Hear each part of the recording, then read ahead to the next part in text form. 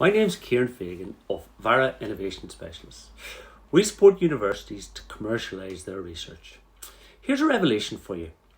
Potential customers aren't really that bothered about the technology solutions that you're developing.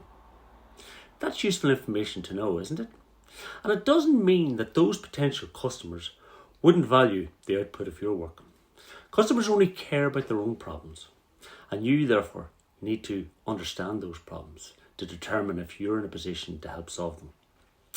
Understanding that will inform you about whether there is a business opportunity for your technology.